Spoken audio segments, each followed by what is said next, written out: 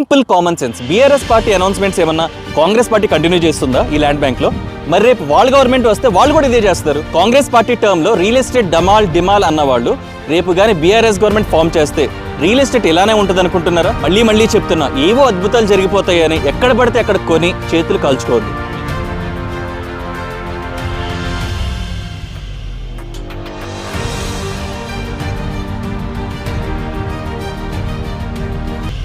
Hello dear investor, welcome to Roshan reality trends. Global summit జరగడానికి 1 day ముందు మన ఛానల్లో ఒక వీడియో అప్లోడ్ చేశాను. ఈ సమ్మిట్ జరిగిన తర్వాత జరిగే పరిణామాలు ఏంటి అని. నేను ఏదైతే చెప్పానో అదే జరిగింది. ఈ ఫ్యూచర్ సిటీ పరిధిలో కొంచెం మంచిగా డెవలప్ చేసిన వెంచర్స్ అందరూ కూడా గజం తక్కువలో అనుకుంటే 500 నుంచి హైయెస్ట్ అంటే 3000 వరకు పెంచారు. ఏకర్స్ ప్రైజెస్ కూడా ఎక్కువ చేసే చెప్తున్నారు. ఇన్వెస్టర్స్ ఫ్లో పెరిగింది, చూసేవాళ్ళు చూస్తున్నారు, కొనేవాళ్ళు కొంటున్నారు. సో అది పక్కన పెడితే ఈ 2 డేస్ గ్లోబల్ సమ్మిట్లో టోటల్గా 5,75,000 crores పెట్టుబడులు పెట్టడానికి చాలా అంతర్జాతీయ సంస్థలు వచ్చాయని, ఎంఓఈలు చేసుకున్నారని మన న్యూస్ ఛానల్లో చూసాం. మరి వెంటనే మన ఛానల్లో ఆ పెట్టుబడుల వివరాలు ఏంటి, ఆర్గనైజేషన్స్ ఏంటి అని వీడియో ఎందుకు చేయలేదంటే, మీకు తెలుసు నేను 2 sides మాట్లాడతానని.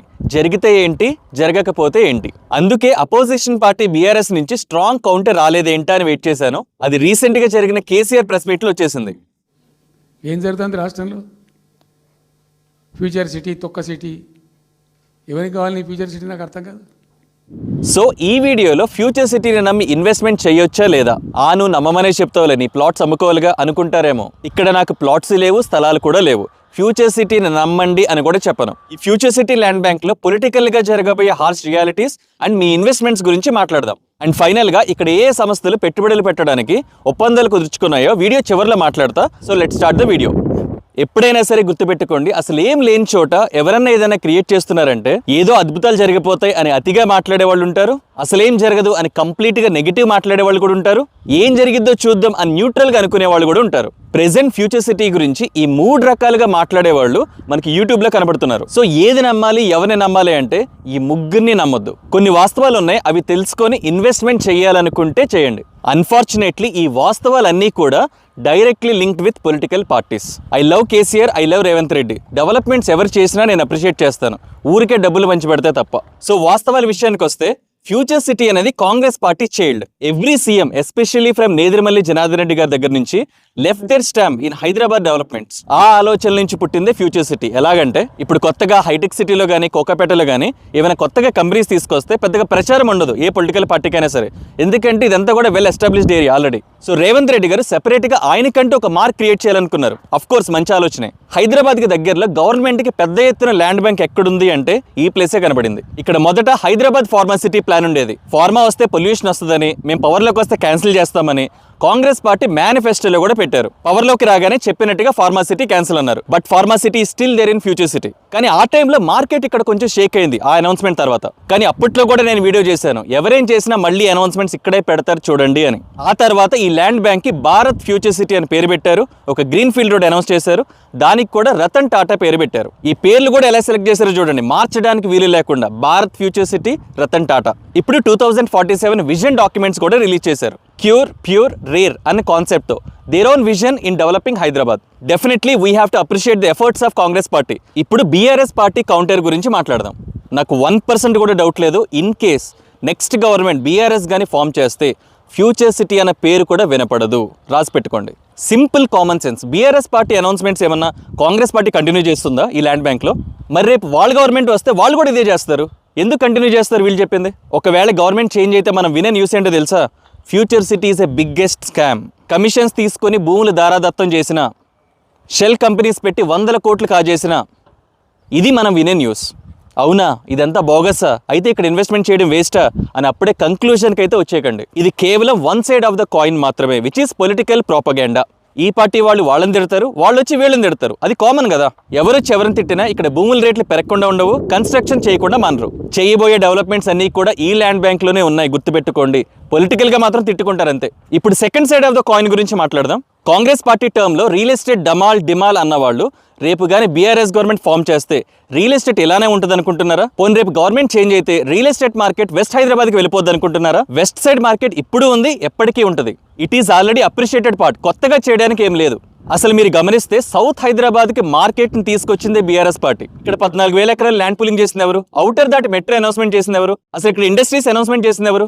షాద్ నగర్ అని బెంగళూరు హైవేని, హైదరాబాద్ ఫార్మసిటీ అని శ్రీశైలం హైవేని, ఇవన్నీ కూడా మార్కెట్లోకి తీసుకొచ్చింది బీఆర్ఎస్ పార్టీనే. సో ఎవరు వచ్చినా డెవలప్మెంట్ జరగడానికి అవకాశం ఉన్న ప్రాంతం ఇదే, గుర్తుపెట్టుకోండి. ప్రెజెంట్ ప్రైజెస్ తక్కువలో ఉండి పెరగడానికి అవకాశం ఉన్న ఏరియాస్ కూడా ఇవే. గవర్నమెంట్స్ మారితే ఇక్కడ ప్లాన్సే మారుతున్న, ఏరియా మారట్లా. అదేంటి మరి ఫార్మసిటీ వస్తే పొల్యూషన్ కదా అనుకునే వాళ్ళకి కేసీఆర్ మాటల్లోనే మీరే వినండి. Hyderabad has become a medical hub, pharma hub. అసలు 1/3 వరల్డ్కు మన జినోమ్ వ్యాలీ నుంచే వ్యాక్సిన్ సప్లై అవుతుంది. ఇవాళ కాలుష్య భారం నుంచి ప్రజలను రక్షించుకోవాలి.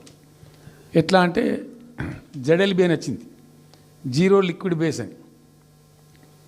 ఆ డిశ్చార్జ్ ఏదైతుందో దాన్ని మొత్తం జీరో లిక్విడ్ చేస్తారు.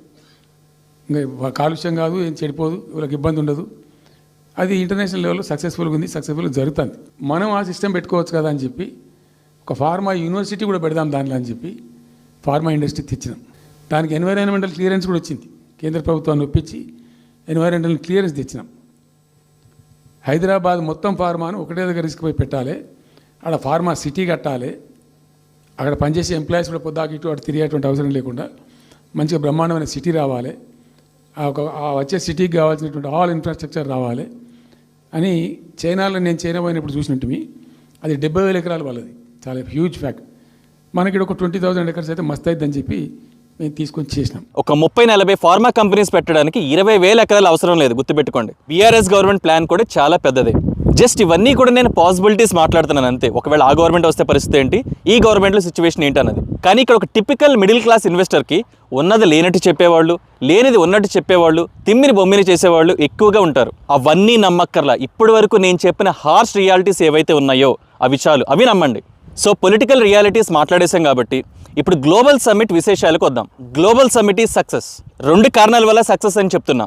ఒకటి, మార్కెట్లో ఒక పాజిటివ్ వైబ్ని క్రియేట్ చేసింది అండ్ నేషన్ వైడ్గా కూడా న్యూస్ అయింది. 2, కేసీఆర్ గారే స్వయంగా వచ్చి ప్రెస్ మీట్ పెట్టి మరీ తిట్టారు అండ్ మార్కెట్లో ఒక నెగిటివ్ ఫీలర్ కూడా వదిలేరు. ఈ 2 కారణాలు చాలు గ్లోబల్ సమ్మిట్ సక్సెస్ అని చెప్పడానికి. నేను చెప్పినట్టుగానే ఈ సమ్మిట్ తర్వాత చాలా మంది ఇన్వెస్టర్స్ ఇటు సైడ్ ఇన్వెస్ట్మెంట్ చేయడానికి వస్తున్నారు. ఈ గ్లోబల్ సమ్మిట్ ప్రభావం మహా అయితే ఒక 2-3 మంత్స్ ఉంటుంది అంతే. మరి దాని తర్వాత ఏంటంటే గవర్నమెంట్ చెప్పినట్టుగా ఏమైనా ఇండస్ట్రీస్ ఇక్కడ నెమ్మదిగా కన్స్ట్రక్షన్స్ గానీ మొదలు పెడితే, కన్స్ట్రక్షన్స్ అంటే ఇటుక మీద ఇటుక పెట్టి ఒకప్పటిలాగా సంవత్సరాలు ఏం చేయరు. ఇప్పుడంతా కూడా ప్రీ ఫ్యాబ్రికేటెడ్ గుడౌన్స్ లాగా ఫస్ట్ ఫ్లోర్ సెకండ్ ఫ్లోర్ ఈజీగా లేపేస్తున్నారు. అలాగని అక్కడక్కడ కన్స్ట్రక్షన్స్ కనపడడం స్టార్ట్ అయితే నా మాటలు గుర్తుపెట్టుకోండి, ఈ FCDA పరిధిలో లో బడ్జెట్ అనేది ఉండదు. ల్యాండ్ రేట్స్ పెంచేది ఎవరు? గవర్నమెంట్ ఏమి జీవో రిలీజ్ చేసి పెంచదు. మార్కెట్ ఫ్లోని బట్టి ఏకర్ రేట్ని ఫార్మర్ పెంచేస్తాడు, ప్లాట్ రేట్ని డెవలపర్ డిసైడ్ చేస్తాడు. ఫ్యూచర్ సిటీయో ఫార్మసిటీయో, ఇప్పుడు FCDA కాస్త అప్పుడు PCDA అవ్వచ్చు, ఫార్మసిటీ డెవలప్మెంట్ అథారిటీ. కానీ రేట్స్ పెరిగే అవకాశం, డెవలప్మెంట్స్ కూడా వచ్చే అవకాశం ఉన్న ప్రాంతం ఇదే అని గమనించండి. ఇక్కడ ఇన్వెస్ట్మెంట్స్ గురించి కూడా కొన్ని హార్ష్ రియాలిటీస్ ఉన్నాయి, ఇది చాలా ఇంపార్టెంట్. ఈ పరిధిలో చేసే ప్రతి ఇన్వెస్ట్మెంట్ సేఫ్ అయితే కాదు, గుర్తుపెట్టుకోండి. ఎక్కడ సేఫ్ జోన్స్ ఉన్నాయో, ఎక్కడ మినిమం గ్యారంటీ అప్రిసియేషన్ రాబోతుందో, అసలు ఇక్కడ ఒరిజినల్ ల్యాండ్ ప్రైజెస్ ఎలా ఉన్నాయో తెలుసుకోవాలనుకుంటే కింద కనపడే నెంబర్కి కాంటాక్ట్ అవ్వండి. ఇన్వెస్ట్మెంట్ చేయడం గొప్ప కాదు, ఒక సేఫ్ ఇన్వెస్ట్మెంట్ చేయడం గొప్ప. నాకు చాలా తక్కువకు వస్తుంది కాబట్టి కొనేస్తా అంటే గొప్ప కాదు. ఇక్కడ మార్కెట్ ఉన్నప్పుడు అందరికంటే తక్కువగా నీకెందుకు ఇస్తున్నాడో ఆలోచించడమే గొప్ప. ఇక్కడ సోషల్ సర్వీస్ చేయడానికి ఎవరూ లేరు. మళ్ళీ చెప్తున్నా, ఏవో అద్భుతాలు జరిగిపోతాయని ఎక్కడ పడితే అక్కడ కొని చేతులు కాల్చుకోవద్దు. ఎందుకు చెప్తున్నానంటే మీరు మళ్ళీ నాకే కాల్ చేస్తారు, రోషన్ నా ప్లాట్ అమ్మి పెట్టవా అని. చుట్టుపక్కల రేట్లు ఎక్కువ చెప్తున్నారు, నా వెంచర్లో మాత్రం ఎవరు రీసేల్కి రావట్లేదని. సో మీకు ఏ డౌట్ ఉన్నా, ఇన్వెస్ట్మెంట్ ఆప్షన్ ఉన్నా కొనక ముందే ఒకసారి కాంటాక్ట్ అవ్వండి. ఇక్కడ స్పెషల్గా నా వెంచర్స్ అనేవి ఏమీ లేవు, అన్నీ నావే. మీకు గజం 10,000లో చూపిస్తా, 20,000లో చూపిస్తా, 60,000లో కూడా చూపిస్తా. సో ఇప్పుడు గ్లోబల్ సమ్మిట్ హైలైట్స్, జరిగిన ఒప్పందాలు, వచ్చిన కంపెనీస్ లిస్ట్ చూడండి.